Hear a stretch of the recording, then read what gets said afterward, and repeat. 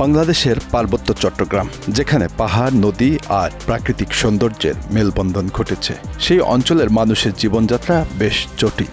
এখানে দীর্ঘদিন ধরে চলে আসা রাজনৈতিক অস্থিরতা, ভূমির অধিকারের লড়াই এবং সাংস্কৃতিক স্বাতন্ত্র্যের দাবি বারবার সামনে এসেছে। এই অস্থিরতার পটভূমিতে ১৯৯৭ সালে পার্বত্য শান্তি চুক্তি স্বাক্ষরিত হয়, কিন্তু সব পক্ষ এই চুক্তিকে সমর্থন করেনি। সেই বিরোধিতা থেকেই জন্ম নেয় ইউনাইটেড পিপলস ডেমোক্রেটিক ফ্রন্ট, সংক্ষেপে ইউপিডিএফ। সাম্প্রতিক সময়ে বাংলাদেশের পার্বত্য এলাকায় নিরাপত্তা বাহিনীর জন্য যে সংগঠনটি সবচেয়ে বেশি মাথা ব্যথার কারণ হয়ে দাঁড়িয়েছে, সেটির নাম ইউপিডিএফ। ১৯৯৮ সালের ২৬ ডিসেম্বর ইউপিডিএফ গঠিত হয়েছিল পার্বত্য চট্টগ্রামের বাসিন্দাদের অধিকার রক্ষার দাবিতে। তারা চুক্তির বিরোধিতা করে কারণ তাদের দাবি ছিল এই শান্তি চুক্তি পাহাড়ি জনগণের প্রকৃত স্বার্থ রক্ষা করতে ব্যর্থ হয়েছে। ইউপিডিএফের মূল বক্তব্য ছিল পার্বত্য চট্টগ্রামের ভূমি, পরিচয় এবং সাংস্কৃতিক অধিকার নিশ্চিত করতে হবে, যা তারা মনে করেছিল শান্তি চুক্তি পুরোপুরি প্রদান করেনি। ইউপিডিএফ মূলত পার্বত্য চট্টগ্রামের চাকমা, মারমা, ত্রিপুরা সহ অন্যান্য ক্ষুদ্র জাতিসত্তার জনগোষ্ঠীর প্রতিনিধিত্ব করে থাকে। তারা দাবি করে পার্বত্য এলাকার ভূমি ও সম্পদ ঐতিহ্যগতভাবে পাহাড়ি জনগোষ্ঠীর অধিকারভুক্ত এবং সেই অধিকারকে রক্ষা করার লক্ষ্যে তাদের আন্দোলন অব্যাহত থাকবে। ইউপিডিএফের রাজনৈতিক কর্মসূচি মূলত স্বায়ত্তশাসনের প্রতিষ্ঠার উপর ভিত্তি করে, যেখানে পাহাড়ি জনগণ তাদের নিজেদের ভবিষ্যৎ নির্ধারণে সক্ষম হবে। শান্তি চুক্তির পর পার্বত্য চট্টগ্রামে রাজনৈতিক দলগুলোর মধ্যে বিভক্তি দেখা দেয়। জনসংহতি সমিতি জেএসএস ছিল সেই পক্ষ যারা চুক্তিকে সমর্থন করেছিল, আর ইউপিডিএফ ছিল বিরোধী। এই বিভাজন প্রায়ই সংঘর্ষে রূপ নিয়েছে, যার ফলে পার্বত্য চট্টগ্রাম অঞ্চলে সহিংসতা বেড়েছে। উভয় পক্ষই তাদের নিজ নিজ দাবি প্রতিষ্ঠার লক্ষ্যে লড়াই চালিয়ে যাচ্ছে এবং এর ফলে পাহাড়ি জনগণের মধ্যে বিভেদ বাড়ছে।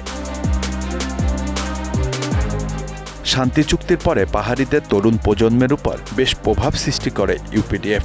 এর ফলে পার্বত্য এলাকার প্রত্যন্ত জায়গায় সংগঠনটির শক্ত অবস্থান গড়ে ওঠে। এই সংগঠনটি নিজেদেরকে বামধারায় উদ্বুদ্ধ রাজনৈতিক দল হিসাবে দাবি করে।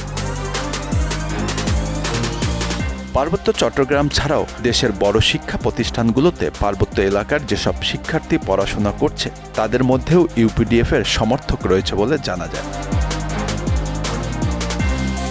নিরাপত্তা বাহিনীগুলো মনে করে প্রতিষ্ঠার কয়েক বছর পর থেকেই ইউপিডিএফের কিছু নেতাকর্মী রাজনৈতিক আদর্শ থেকে সরে এসে অপরাধ প্রবণতায় জড়িয়ে পড়ে। দিনকে দিন শক্তিশালী হয়ে ওঠে সংগঠনটি। তাদের বিরুদ্ধে চাঁদাবাজি, অপহরণ এবং হত্যার অভিযোগ রয়েছে। তবে ইউপিডিএফ সবসময় এই অভিযোগগুলোকে ভিত্তিহীন বলে অস্বীকার করেছে। তাদের মতে এই ধরনের অভিযোগ তাদের আন্দোলনকে দুর্বার করার জন্য রাজনৈতিক ষড়যন্ত্রের অংশ। ইউপিডিএফের আন্দোলনের একটি গুরুত্বপূর্ণ অংশ হল পার্বত্য চট্টগ্রামের ভূমি সমস্যা। ভূমি পুনর্বাসন ও পুনরুদ্ধারের দাবি তাদের রাজনৈতিক আন্দোলনের মূল কেন্দ্রবিন্দু। তাদের মতে পাহাড়ি জনগণের ঐতিহ্যগতভাবে ভূমি বাঙালি সেটেলারদের হাতে চলে যাচ্ছে এবং এই ভূমি পুনরুদ্ধার করতে হবে পাহাড়ি জনগণের জন্য। এই দাবি পূরণের জন্য তারা লড়াই চালিয়ে যাচ্ছে। ইউপিডিএফ বিভিন্ন সময়ে নির্বাচনেও অংশগ্রহণ করেছে। ২০১৪ সালে তারা রাঙামাটি ও খাগড়াছড়ি থেকে জাতীয় সংসদ নির্বাচনে প্রতিদ্বন্দ্বিতা করেন, কিন্তু তেমন সফলতা অর্জন করতে পারেনি।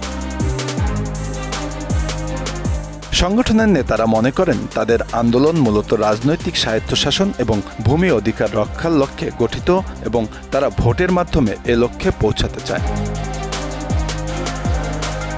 ইউপিডিএফ আত্মপ্রকাশের পর ২০ বছর একসাথে ছিল, কিন্তু ২০১৭ সালের নভেম্বর মাসে ইউপিডিএফ ভেঙে যায়। তখন ইউপিডিএফ গণতান্ত্রিক নামে নতুন আরেকটি সংগঠনের আত্মপ্রকাশ করে। নতুন সংগঠন গঠনকারীরা বলছে ইউপিডিএফে গণতন্ত্রের চর্চা নাই বলে তারা নতুন সংগঠন গড়ে তুলেছেন।